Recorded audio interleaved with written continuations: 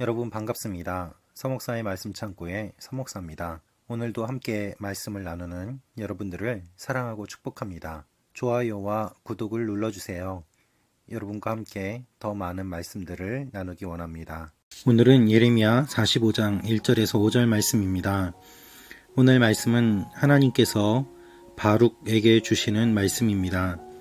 오늘 말씀은 44장과는 시간적인 차이를 보여줍니다. 44장이 일어나기 전에 몇 년 전 있었던 일을 45장에 기록하고 있는 것입니다.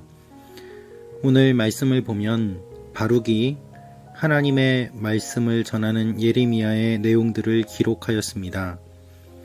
그런데 하나님께서는 예레미야뿐 아니라 바룩에게도 하나님의 말씀을 주시는 내용이 기록되어 있습니다. 오늘 이 말씀을 통하여서 우리에게 주시는 하나님의 마음을 함께 나누기를 원합니다. 1절입니다. 유다왕 요시야의 아들 여호야김 4년에 예레미야가 불러주는 말에 따라 바룩이 이 말씀들을 책에 기록한 후 예언자 예레미야가 네리야의 아들 바룩에게 한 말입니다. 시간이 기록되어 있습니다. 여러분, 하나님의 말씀은, 하나님의 임재하심은 인간의 시간과 인간의 역사 가운데 이루어집니다. 성경은 하나님께서 인간과 함께 하신 기록입니다. 우리는 하나님을 다 알지 못합니다. 하나님과 함께 보내는 시간을 통하여서 하나님이 어떤 분인지 알아가는 것 뿐입니다. 그래서 오랜 시간 동안 하나님이 어떤 분인지를 보여주신 성경을 알아야 하나님을 알 수 있는 것입니다. 하나님은 바룩에게 이렇게 말씀하십니다. 바룩아, 내가 말하는 것을 내가 들었다 라고 말입니다. 바룩은 어떻게 이야기를 했습니까? 바룩은 3절에 이렇게 말합니다. 내가 말했다. 내게 화가 있도다. 이는 여호와께서 내 고통에 슬픔을 더하셨기 때문이다. 내가 탄식으로 피곤하고 쉼을 찾지 못한다. 바룩의 마음은 아팠습니다. 바룩은 탄식하고 피곤하고 쉼을 찾지 못했습니다. 왜 그렇습니까? 바룩은 사실 예레미야보다 좋은 가문에서 태어난 사람입니다. 기득권입니다. 편하게 살 수 있었습니다. 그의 할아버지 마세야는 직책이 높은 관리였습니다. 그의 아버지 네리야는 예레미야의 서기였습니다. 그도 예레미야의 서기관이 되어 예레미야가 말을 하는 것을 받아 적습니다. 여러분, 그런데 그 예레미야를 통하여 적게 되는 내용들이 모두 다 유다의 심판에 관한 것입니다. 이것을 받아 적는 바룩은 부담감을 느꼈을 것입니다.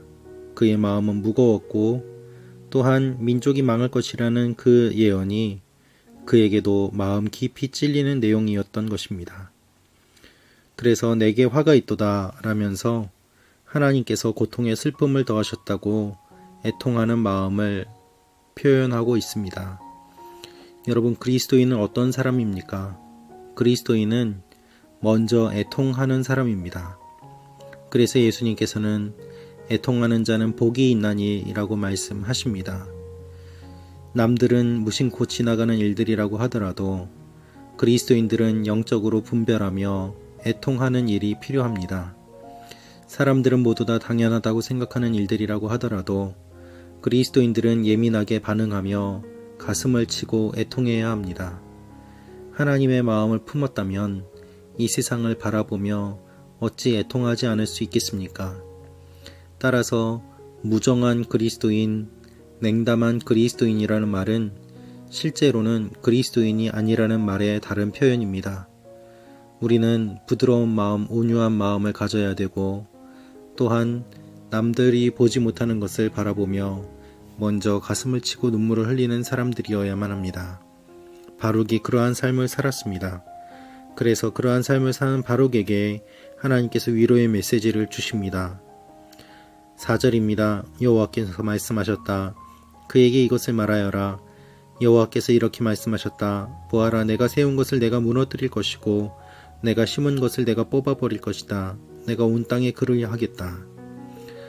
하나님의 말씀은 이것입니다. 바로가 내가 말한 것은 그대로 될 것이다. 그러나 바룩에게 이렇게 위로하십니다. 5절입니다. 그런데도 내가 내 자신을 위해 큰 일들을 추구하느냐? 그것들을 추구하지 마라. 보아라, 이는 내가 모든 사람들에게 재앙을 가져올 것이기 때문이다. 그러나 내가 가는 모든 곳에서 내가 내 목숨을 전리품처럼 건져줄 것이다. 여호와의 말이다.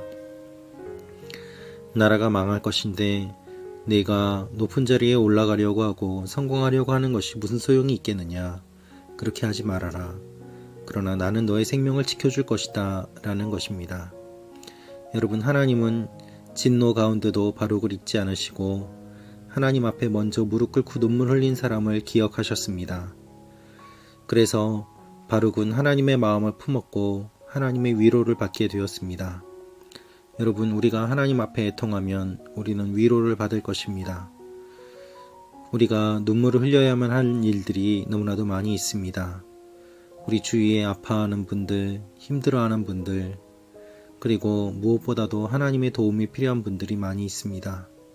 경제적으로 어렵고 코로나로 인하여 힘든 상황 가운데 가정에 학대와 폭력이 일어나기도 하고 이혼율이 늘어나기도 하고 무엇보다도 세계에서 가장 자살률이 높은 나라가 되어가고 있습니다. 출산율은 낮아지고 살아가기 모두 힘들다고 하며 인간의 생명을 경제적인 것으로 환산하는 시대의 가운데 살아가고 있습니다.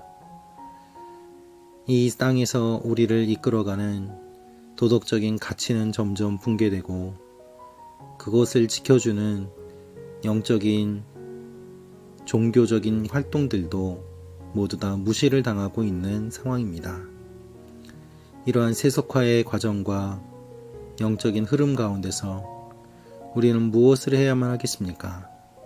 하나님 앞에 먼저 애통하며 눈물을 흘리고 하나님의 도움을 간구하는 것이 우리에게 주어진 사명이라고 생각합니다. 하나님께서 그렇게 눈물 흘리는 우리들을 불쌍히 여겨주시고 기억하실 것입니다. 우리의 눈에 눈물이 메말랐다면 우리의 영혼은 이미 가물었다는 증거입니다. 다른 사람을 위하여 울어보신 적이 언제입니까? 오늘 하루 하나님의 말씀을 기억하며 이웃을 위하여 눈물을 흘리고 나라와 민족을 위하여 눈물을 흘리는 하루가 되기를 기도합니다. 기도하겠습니다. 아버지 하나님, 우리가 먼저 깨어서 기도하게 하시고 먼저 눈물을 흘리게 하시고 먼저 애통하게 하여 주옵소서. 그리하여 하나님의 위로를 받는 하나님의 사람들이 되게 하여 주옵소서. 예수님의 이름으로 기도합니다. 아멘.